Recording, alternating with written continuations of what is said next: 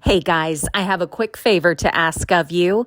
If you're enjoying the content that we're producing through Nursing Matters, or if you're a member of the RN Network and like our career articles or all of the resources that we work so hard to create for you, I would appreciate it if you'd take 1 second to like and subscribe so we can continue doing this. I love this part of my day, and I hope you do too. Thank you so much. Today on Nursing Matters, travel nursing in 2026, what changed and what didn't. I'm Christina, and this is your daily dose. Let's get into it. So let's get real about the, air quotes, gold rush. For the last few years, we've lived in this surreal bubble where nurses were pulling in 5 to 8K a week. It was a wild, unsustainable peak born out of that global crisis we called COVID. Now the headlines are screaming that the market is crashing because average weekly packages have leveled out between $2,100 and $2,800 a week. But is that really a crash? I don't think so. It's called stabilization. If you're benchmarking today against 2022, sure, it looks like it took a nosedive. But zoom out for a moment. These rates are still roughly 40% higher than what permanent staff are making in most markets.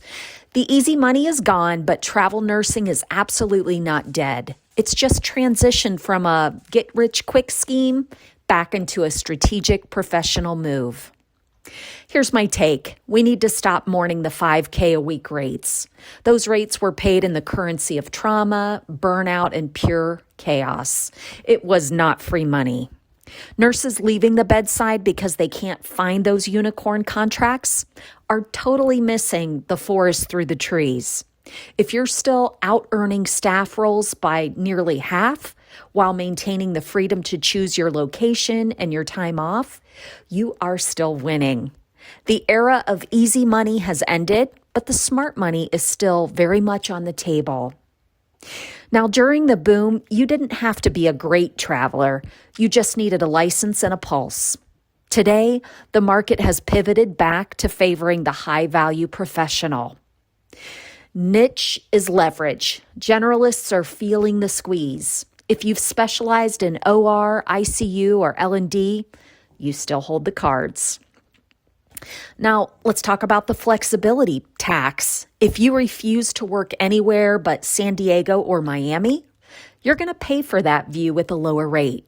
The real opportunity is in the unsexy markets, mid-sized cities, and rural facilities that are still hungry for talent.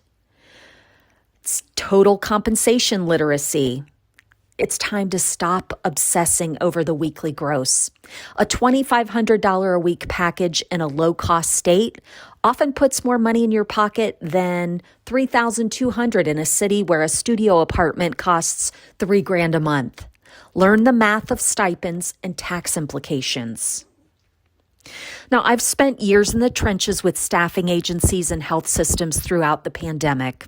I watched the rate chasers jump ship for an extra $100 a week, burning bridges and ghosting recruiters to follow the highest bid.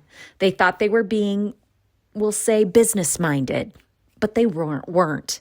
They were being transactional. And transactional travelers are the first ones to scramble when the market corrects. When money was flowing like water, you could get away with being a mercenary. You didn't have to be easy to work with or loyal to your agency, but that was a false sense of security. Now that facilities have become incredibly selective, the mercenaries are at the bottom of that pile. When a facility has 10 applicants for one spot, they aren't just reading resumes. They're asking their unit managers, who do we actually want back in our unit? Now, if you want to recession-proof your career, stop treating your agency like a vending machine. Your recruiter is your agent. They shouldn't just be a link sender. They should be your advocate. When you're loyal, they'll fight for that extra stipend or that specific shift. If you treat them like a servant, don't be surprised when they prioritize their easy candidates over you.